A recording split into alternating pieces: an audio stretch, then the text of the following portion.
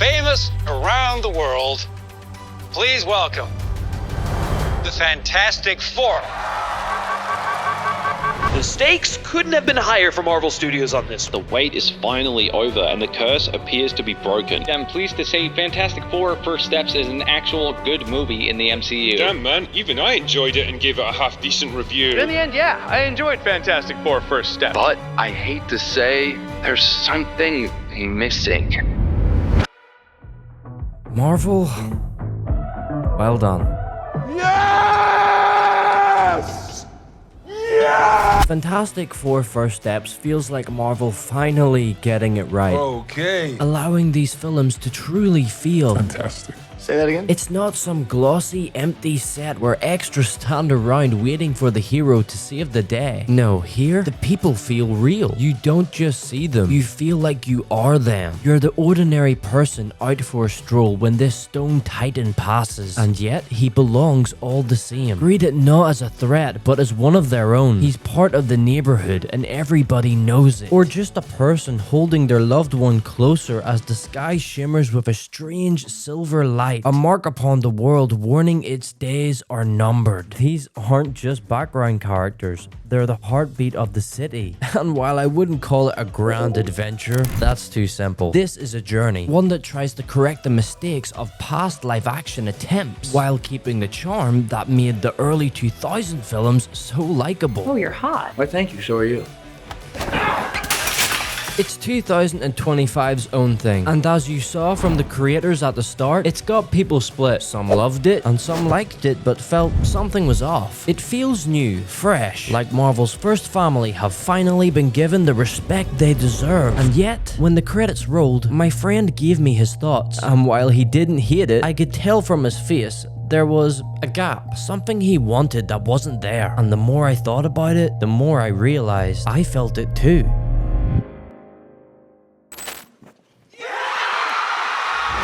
I don't think so. As much as I love RDJ, I'm glad they didn't shove him into the middle of this story. This film stands on its own feet for the most of its runtime, and it's better for it. So why is it that even without MCU interference, Give me a cuddly little rascal. even with so much done right, I and so many others still walked away feeling like something's missing? Let's find out. Alright, it's been a week. Why didn't you like the new Fantastic Four? Well, simple question why I didn't like it is it started off strong. Like, got to the middle of it, and I thought to myself, they must have fucking changed the script or something here. Like, you know, they must have brought the undergrads in to write the rest of the script, like, because I'm bored fucking shitless here. You thought it was boring? The middle of it was so fucking boring. Yeah, I wouldn't call it boring, but I do think it could have given us more. You know, as a kid, 2005's Fantastic Four might have been the first superhero movie I watched, excluding maybe Sam Raimi's Spider-Man.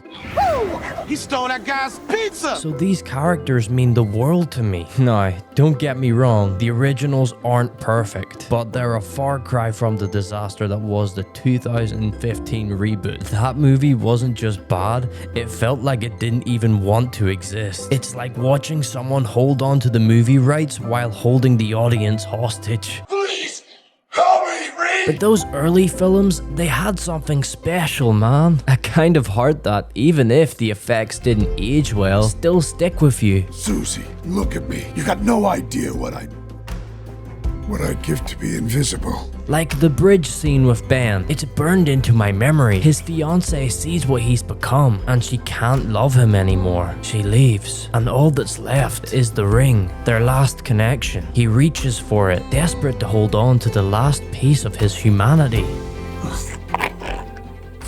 His own body betrays him, and the ring just sits there, out of reach. That moment crushed me as a kid. But then, a hand enters the frame, a friend's hand. It lifts the ring and gives it to Ben. Simple, wordless, but it means everything. In that instant, he knows he's not alone. And that's what makes them more than superheroes. They're a family.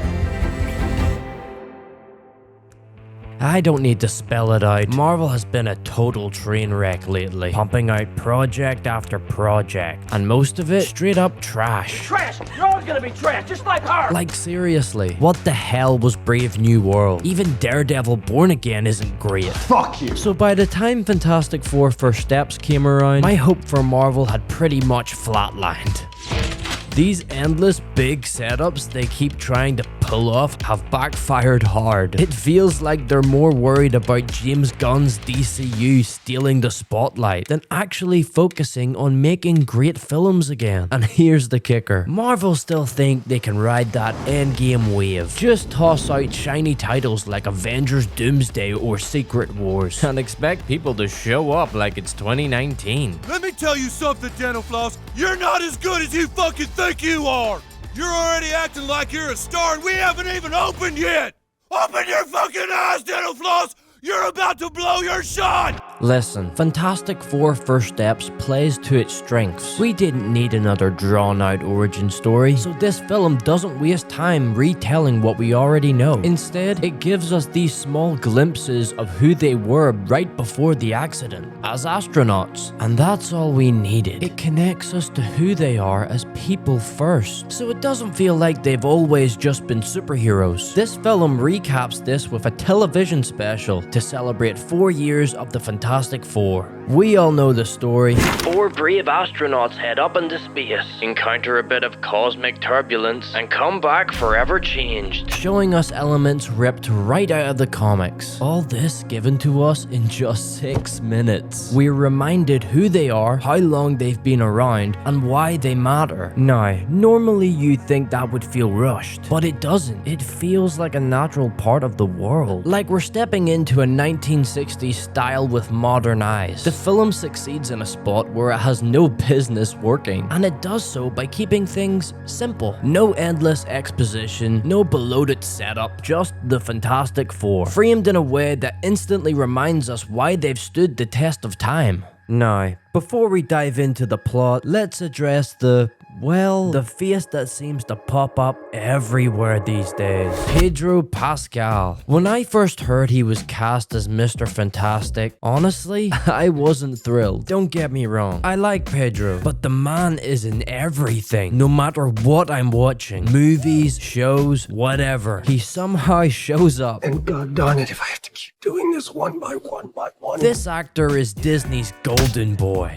And yeah, the man's 50, but if Hugh Jackman can still fit into yellow Wolverine spandex, who am I to complain? Disney brought him back. They're gonna make him do this till he's 90. But look, I can't sit here and pretend he doesn't work in the role, because he is Reed Richards. Pascal brings this vulnerability to him, while still keeping that cold, calculating distance the character's known for, and pulling that balance off, that's all down to Pedro's performance. Reed is exactly what you'd expect. Brilliant, but sometimes too logical for his own good. He tries to solve every problem like it's another equation, and it ends up hurting the people he cares about. But what works here is he later sees when he's made a mistake. He's not blind to it. Sue Storm is caring, smart, and one of the driving forces of the team. She creates the Future Foundation, this place where even old enemies can work together, and it gives her a role that isn't tied to Reed. It shows who she is on her own terms, and I love that. She befriends Mole Man, played by Paul Walter Hauser, who absolutely steals the show. He doesn't get much screen time, but the man looks like he's having the most fun out of the cast. Genuinely one of the highlights for me. I think this film is more about Reed and Sue, along with their newborn son, Franklin. Everything circles back to that. The plot kicks off with the team planning to negotiate to save Earth after it's been marked for destruction. But when they finally come face to face with Galactus, he makes a chilling demand: spare the planet in exchange for the child. We learn Galactus craves Franklin because of his hidden godlike potential, a power even Reed can't quantify, and that's what shakes him. Reed has already tested his son and found nothing unusual, so when Galactus calls him out, it plants a seed of doubt. For Reed, Franklin suddenly shifts from being a child to a question he can't solve, and that perspective quietly fractures everything, because the moment Reed starts treating his son like an equation, it threatens the very foundation of the Fantastic Four. The film raises the stakes even higher when the team returns to Earth. Instead of keeping this threat a secret, Reed chooses honesty, and the world turns on them. Because in their eyes, Reed Richards refused to sacrifice one life for billions. In that moment, the Fantastic Four stop being the world's beloved heroes and become the family who said no to saving everyone. He asked too high a price. Reed tries to rationalize why the people hate them. He explains the world clings to the idea of sacrificing Franklin because it's the only available option they can see. They don't have an alternative. This upsets Sue because he's able to say something so horrible that easy, even though Reed refused to sacrifice his son. I invite the worst possible thing into my head to figure out how to hurt them before they hurt anybody else. But in return, you being you hurts me. By far the most vulnerable moment in the film. It shatters the perfect pedestal the Fantastic Four have been placed on and reminds us that underneath the powers, there's still people with flaws that feel painfully human. It feels honest. There's something in the way they clash here that struck me, not just as moving, but as genuinely powerful. Sue stands before the people of New York. As the world unravels, she simply states, I will not sacrifice my child for this world, but I will not sacrifice this world for my child. She makes the people see this isn't the end, and it's only then Reed finally makes his choice. The more he looks at his son, the less he knows. And the less I know, the more scared I am. But like Ben said at the start, you ain't that smart. Reed finally accepts that not everything needs an answer. Franklin isn't a problem to solve, he's his son. Reed chooses to let Franklin grow into whoever he's meant to be, and by the end we realize Franklin wasn't hiding his powers, he just needed the right moment, the right reason to show them. These moments are when the film is at its strongest. It's not just another movie going through the motions. However, when you have the impossible job to introduce 4 fan favorites and make it work, something's bound to slip through the cracks. Director Matt Shakman had a 1 hour and 55 minute runtime to juggle it all, and that cost is at the expense of Johnny Storm and Ben Grimm. These characters are amazing, and when given their moment to shine, they're perfect. Johnny Storm surprised me. There's a great moment where he's frustrated with Reed for putting off building the spacesuits. You can feel how much he cares about the unknown. He still has that childlike banter we love, but there's a maturity creeping in that makes him stand out. There's a seriousness to him, like he's ready to step up, even if no one else notices it. They knew they couldn't copy Chris Evans' take on the hot-headed show-off. You guys, That's none of your business. Okay, alright. So instead, they made him likable in ways the audience could connect to, like the Silver Surfer. When he chases her down, he doesn't see an alien. He sees himself, literally in her reflection. He doesn't feel any hate from her. The way she carries herself comes across as kind. She speaks in her language. Moha kupiro ame. It's a blessing. It means die with yours. It's the kind of line that sits heavy because we don't understand it yet, but she's already giving us the key to who she is. Through Johnny, we discover her name, Shalabal. We see how much weight she's been carrying. Johnny doesn't fight her, he makes her listen. 23 transmissions, voices from across the stars, all in her own language. Her home is thanking her, voices that should bring her comfort, but mixed in with those voices are the ones she can't escape, the ones begging for mercy from the worlds marked for Galactus, planets erased, families gone, countless lives she can never bring back. It's here she finally lets the mask slip, revealing the silence she's been hiding behind. She isn't just a herald of Galactus, she's someone who once bargained away her own freedom to protect her home, her family. And Johnny, for all his recklessness, understands that. He even offers himself in Franklin's place, ready to make the same sacrifice she once made. And that blessing from the beginning, it takes on a new meaning here. It's no longer about surrendering to despair. It's about what you choose to stand for when everything is on the line. By the end, Shalabal chooses differently. She betrays Galactus, not because Johnny saved her, but because he reminded her of who she still was.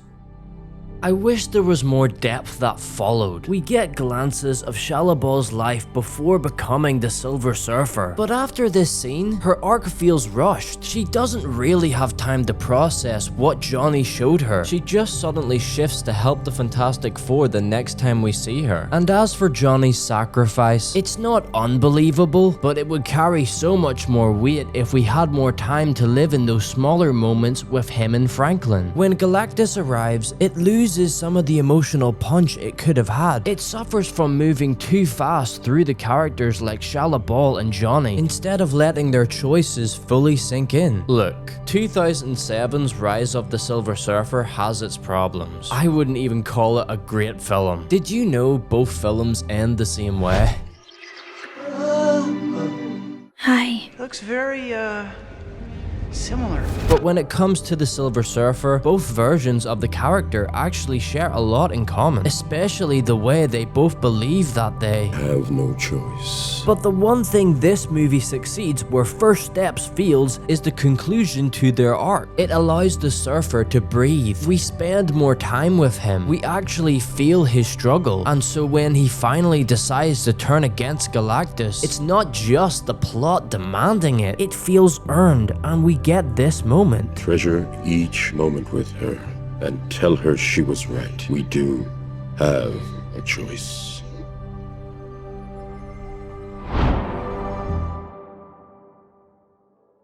Let's not forget about Ben, probably the most human character in the whole movie, which is ironic. When it comes to opening up to the rest of the world, you can feel this quiet weight on him. He embraces the people of New York, but there's this vulnerability underneath, like he's never fully at ease. That's what makes him so relatable. He's already learned to live with what he's become, unlike past adaptations. He still misses his old life, who wouldn't? But we see he's adapted in small, meaningful ways. Like in 2005, Ben wasn't able to pick up a ring, but here we see him carefully using both stone hands just to lift cookies onto a plate. It's such a small action, but it says everything about how he's learned to navigate his world. And while we don't get much time with just Ben and Reed, the moments we do get matter. What Ben tells him early on might sound straightforward, but it stays with him, shaping the choices Reed makes later. That's Ben's impact. He doesn't just react to the story, he quietly influences it. At the very start, it's Ben who notices Sue is pregnant, showing just how perceptive he is. Are you pregnant? Yeah, we're pregnant. Yes. How do you know that? And paired with his brotherly back and forth with Johnny. Hey, what time is it? It's dinner time. Get inside. Heads up.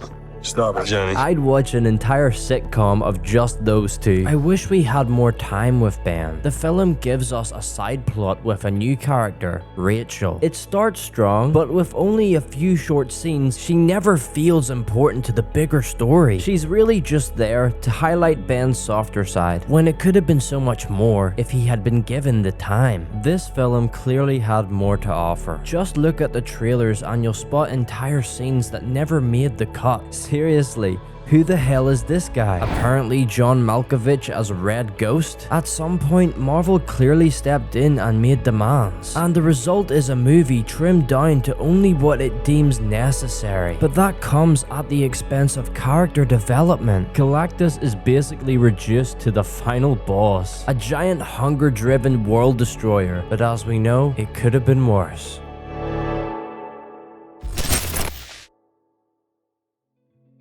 What's missing in this film are the smaller moments, whether it's spending more time with a girl you might like, living with the trauma of your choices, or simply holding on to love you feel for new life in the world. These are moments that the film treats as unnecessary, but they're exactly what make us feel connected to the stakes, the details that ground the spectacle and remind us why it matters. This film is about change, and we're reminded it can be scary.